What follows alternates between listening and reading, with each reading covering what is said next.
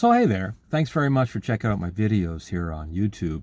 I do greatly appreciate it. It's been a great journey. We've been doing this now with Turo for about a year and a half so far. We've got about 400 subscribers, which is amazing for Southern Ontario. I'm up in Canada, so a very, very small market by comparison to the US side. I would really appreciate it that if you are checking out these little videos, and this one's going to be probably about 5 to 10 minutes long, if you could give a little thumbs, that's always great. Gives me some motivation to keep maybe making these, and maybe down the road, perchance, get myself a lapel mic or maybe a fancy camera. Right now, we're just shooting on a old cell phone. So that kind of gives you where we're at with it. I think it's pretty decent quality for in-car. I think it works really well. And if you subscribe, I'm trying to get to that 1,000 so I can get that unlocked features in YouTube land, where I guess money starts to flow freely and advertising becomes apparent. I don't know if that's the case or not, but it would be kind of cool to be able to hit that 1,000. And if we do that, I might celebrate it by maybe going and buying some equipment or some gear. Maybe. We don't know. We'll see what happens. But essentially, you're getting the no script, general babble. We're getting automotive repair. We're talking about Turo. We're talking about OMVIC, which we're going to talk about today, which is how to get your sales license and kind of how to buy cars, things along that line. Let's talk a little bit about maintenance. There's some videos there about brake repair and some other stuff. So go to the channel, check it out. It's a fascinating collage of things that I find interesting. So hopefully you do too. And if you're getting into Turo, check out my live sessions every weekend. I try and set a little bit of time aside to answer questions or just kind of go like a weekend review or what are the new terms that Turo has come up with, because they always seem to be coming up with new things. So again, check out the live. Again, the quality is spectacular. Again, if you subscribe or you thumbs up, I'll do better. But today we're perusing the manual on OMVIC. And because we just bought a car with all precautionary things out the window, so in other words, we bought it from a private sale, so that's a no-no. We bought it as is, where is, and we bought it without an inspection, right? So all flags for a combination of issues, but we did pay below wholesale. So it's one of those things where a caveat kind of gets thrown out the window when it comes to what might be perceived as a very good value, but at the same time, it could have gone sideways afterwards. So it's one of those things where, in retrospect, it should have gone off to Meineke for inspection. We did do all the due diligence on paperwork. Check out the live sessions on that. I think I've got a couple there that explain car proof, the Ontario history, going through the MTO. We go through all that. Check it all out. It's pretty interesting stuff. It's fascinating, really. So today we are looking at, because we bought an as-is car, 2013 Hyundai Genesis. It's already on the road, safety, all complete. And yes, there were some surprises. So again, check out the videos. So what is an as-is sale? Okay, so according to OMVIC, merchantable quality is what they're going to refer to in Chapter 16. So if you're doing the exam, you're trying to figure this out, we're going to talk you through it. Well, I'm going to read it out, and then we're probably just going to give you some examples, like things that have applied to me in the past. So, okay, so merchantable quality. So as it relates to a used car, so it doesn't apply to new. So new car dealers get kind of a pass on a few things. So just so you're aware of that. It's just an old school thing that's, I think OMVIC has basically said, technically it's a new car. There really shouldn't be any issues. They'll still bite them in the butt if there's a problem, but it's one of those things, right? The sale of goods acts covers repairs, true or false? Okay, so yeah, hold on, we'll get into that. Quiet possession, we'll talk a little bit about that as well. Okay, so let's go. Merchantable quality. Okay, so the vehicle has to meet a certain standard if you're going to sell it as a car dealer. In other words, it's got to be a car that is basically fit. Like that's essentially it. Like there's a lot of gray area there, but that's what it is. And you have to disclose everything. So in other words, it has to have a certain level of quality that meets all the other level of qualities that another dealer would offer. So in other words, what they were trying to do is they were trying to make the playing field nice and even, is what they were trying to really say. They were trying to say, you know what? If you know it's got rusty floorboards and you know there's no structure left to the car, it's not a merchantable quality car. You shouldn't sell it. Like that's really what it comes down to. It's got to be and it's one of those things where back in the 90s, this was probably a debate.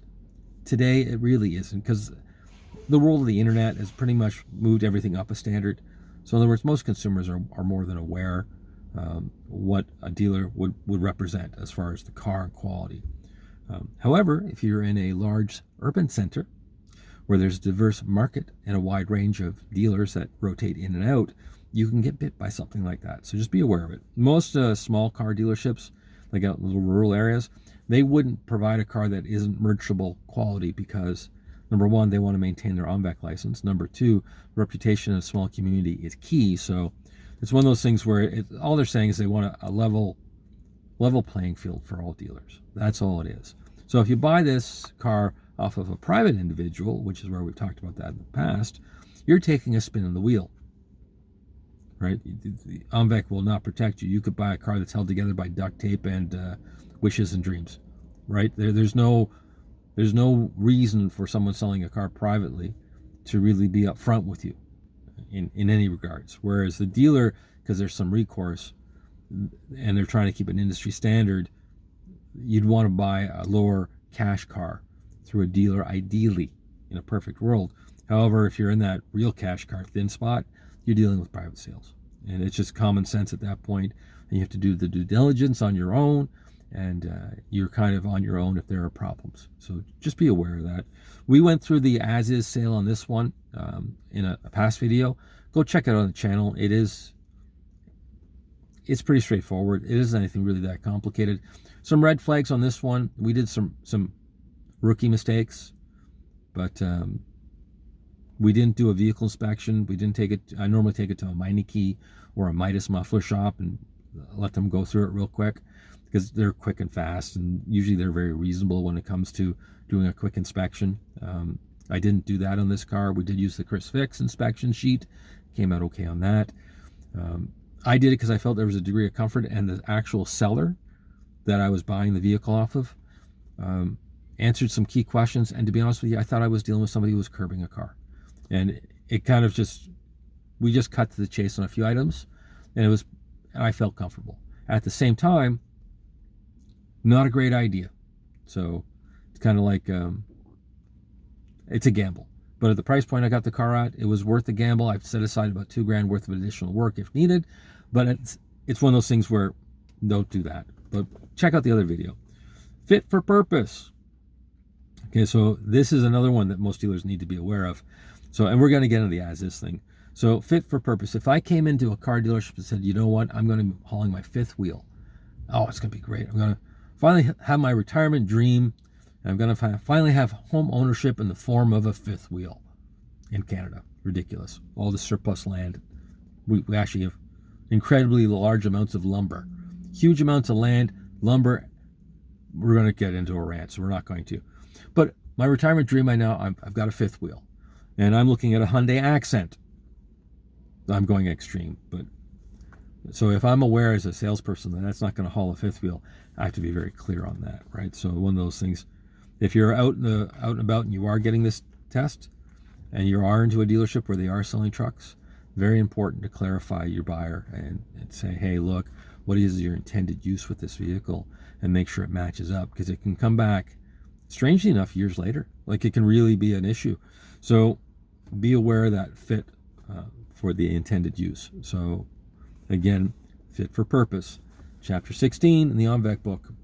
Read through it, but that'd be a good application. Fifth wheel is looking at a heavy half. Heavy half might just be able to do it on a dry trailer with nothing in it, and a small trailer like 23 feet, right? Maybe. But that maybe has to be pointed out. Because what if he blows a spring in the back, brakes overheat, kills people, right? That's the issue. So be aware of your tow ratings. Be very clear with clients when you're looking at trucks. Quiet possession. So again, this is chapter 16. So the buyer is entitled to a quiet possession. It means they can't get harassed by the previous lender, the previous owner. If you were in a garage and you had pulled the car because of an unpaid bill, you can't have the previous owner bugging the current owner. You follow what I'm getting at? That's the quiet possession end of it. Again, there's a lot of good faith in that. Most people don't have that problem today. That would have been a 90s problem. Actually, maybe 2008 when there were car repos going on. That could have been an issue at that timeline as well, because a lien may not have been cleared because of the surplus amount of cars going through the system. So it may have been delayed. A lot of the financial institutions had some problems in Canada when it came to clearing some of these debts. And you'll see it on some of the cash cars, actually. You'll see that there's a lien from 8 years ago because it took time for it to go through the system. So you need to do a Carfax report to make sure you're clear if you're buying private, but the dealer would be on the hook for it anyways because of quiet possession. An as-is sale. So this is interesting. So as-is back in the day used to mean, that's it, buddy. That's it. That's your car. No qualms. Don't come back. Don't talk to me. Today with OMVIC, as-is is quite subjective. So they tried to clarify it because they were trying to make it so there's a nice even playing field for every dealer out there with a clear definition of what as is.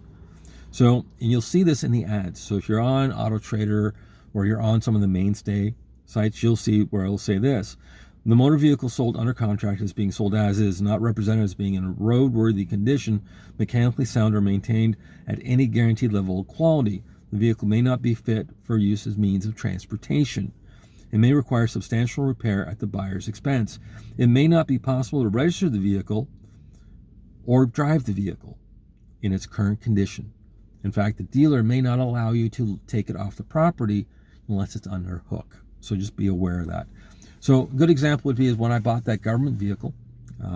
It was sold as is, and it was an auction that was registered through OMVIC, but there's no real recourse when you buy a government vehicle through auction unless there's something hugely wrong with it, and there usually is. So it's one of those things where they make it really clear. So what they're trying to tell you is that in the buyer's mind, as is could mean bald tires.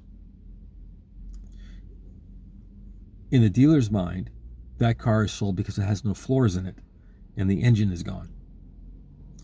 They're trying to find that medium ground of where it would be.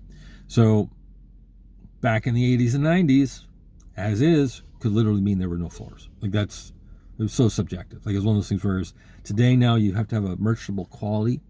So it has to have some representation of being a vehicle. Right? That's what it boils down to. So you put this disclosure on it, and you'll sometimes have to write down like minimum amount of work required is $3,000. And you'll see that in a lot of ads as well. You'll also see that the branding will be unfit from the dealer. So in other words, it's flipped from fit when they traded it in. The dealer has switched it to unfit. Right? So it wasn't done at the motor vehicle department, so you can't go get temporary tags. So be aware of that. So it's one of those things where if you're buying it as is at a dealer, it is as is. Like that's what it is. And there are some recourses to it if you thought that he was hiding or she was hiding something structural in the car or something that was apparently well hidden. Right? So in other words, there is some recourse on the as is. OMVIC, you can call them before we go to a court and say, hey, look, you did sell it as is, but there's a certain level of merchantable quality required as a dealer. So that's why when you go to sell a car at a car dealership, if you're at a car dealership, you'll open up the dossier or the big giant folder where the bill of sale is, and it'll have 4 or 5 pages attached because the dealer is trying to protect his butt on that as-is sale and their generic contracts. So when you're looking at that, be aware that as-is has some gray area as a dealer. So that's one thing you need to be aware of. You need to write down everything. And when I was selling back in the day, I always made it very clear because as-is cars were usually budget oriented. So if someone came in and spent we used to sell $500 cars in the back because we get them in on trade. And before they go to scrapyard, you throw a little tag in the back, maybe they sell on the weekend. But you would make it very clear, like, hey, you know what?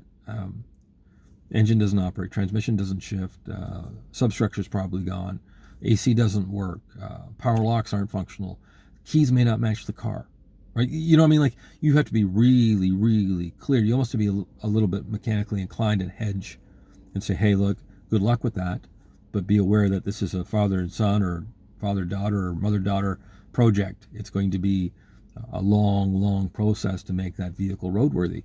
And that's where the as is has to be very clear, right? So that's, just be aware of that.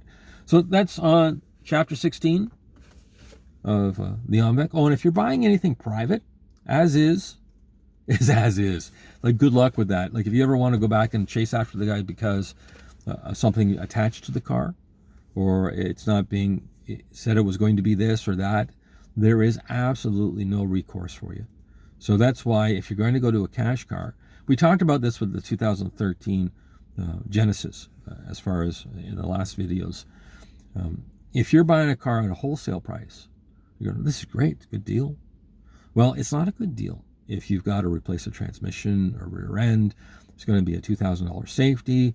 It's going to be a pile of potential service maintenance issues attached to it, because you're going to have to pay out of pocket for those too. So you're at wholesale, then you go, okay, well, I got to put $2,000 into a safety. Well, now you're at low-end retail price, and you haven't had any problems yet.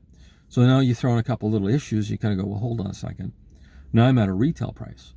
So that's where you have to kind of look at the price points and go, by the time all the billing is said and done, and the tax assessment is a good example too. We did a tax assessment on this car. So when it's all said and done, you may have been better off going to a dealer. And by a dealer, I mean there's different categories of dealers to go to. You don't need to go to a new car showroom because of their high overhead cost. You'd go to like a little mom and pop corner place where you kind of say, okay, well, these are the folks that deal in the under $10,000 cars, and you'd have to go through a vehicle, and then you have to sit back and, okay, well, I'm not going to get wholesale at the dealership lot, but now I can kind of say, well, it should come with decent tires, it should come with this, it should come with that, and you'd want to find a car that meets that. And that's where, if you're buying a car for Turo, you have to be very, very open. So in other words, you can't say, oh, you know what, I want a 2014 Mustang GT in blue with an automatic transmission, and I want a tan interior for Turo, and I want to pay this. No, you have to look at what's available for you on the lots, or available where you feel comfortable on a private sale, and say, okay, I'm looking at ROI. So does that Toyota Corolla work? And we talk about that in a couple of the other videos about retail pricing compared to your daily rental, and how a Kia Rio, we talked about the Kia Rio in comparison to a Toyota Corolla. The Rio is half the price to purchase. It gets the same daily rental rate as the Corolla. Now, will the Corolla outperform the Kia Rio as far as turnover? Like, will the Toyota guarantee that it'll go out for 25 days out of the month, and the Kia is only going to do 15? There's a certain price point, which I find on Turo, it doesn't make a big difference on the brand because they're not buying the car. And if you're available with a local car, and all things being equal, they're going to go with the path of least resistance. They're probably going to take the Kia, because if you're 2 blocks away, that's the car. Now, if they're in the GTA, or you're in Kitchener-Waterloo and you're competing with Hondas, the Civics, and you're competing with yes, you're probably going to find that they will rent more. But at the same time, because the market is weird, it's a strange environment, they may have no choice. In other words, you might be the lowest price point for them, and they may look and go, I need the car for 3 days, I need the car for 4 days because of work, or because there's something in the shop. So that's where you have to look at ROI. So in other words, this as-is stuff that you're going to be into, you have to be very, very open. And if you're getting into a dealer environment, you have to say to yourself, okay, maybe I'm looking at buying slow-moving inventory that the dealer wants to get rid of. You have to be aware of that. Okay? And you've also got to look at things like, why? Why are you buying it? Because the tires are good. Why are you buying it? Because the service records are there. Why are you buying it? Because you want to rent it on Turo, and you get a set rate based on the category a car it is, not necessarily the brand or even the trim. So that's where I made the mistake as a newbie. I thought GT made it worth more money. It just means you're going to rent it more. That's all. So in a roundabout a way it does, but at the same time, if you're just getting into the business, you just have to look on a dealer lot when you're looking at these price sensitive cars and go, I don't like brown. It doesn't matter. Greater, if you have time, you can hunt down and get the perfect car, but you're going to be waiting a long time. So it means you pick and choose off-brand cars, or cars that are just a little weird, right? So like Mitsubishi, some of the Hyundai brands, some of the Kia brands, things that are, again, we talked about the playbook plan. Take a look at that. Again, I hope you enjoyed the video. I know I kind of went all over the place there. My apologies. This is like a live session, but with the phone in the car. Because I'm down at Walmart in Listowel doing a little shopping. I thought, well, before I go in and do my thing, I will do a quick little video. So again, I appreciate it. Again, no script. Do your own research. Check out your own cars. Check out your own book. But I'm just here to help you out a little bit with OMVIC. If you're doing the course and you have some questions, leave them down below and I will try and do a response. Have a pleasant and enjoyable day.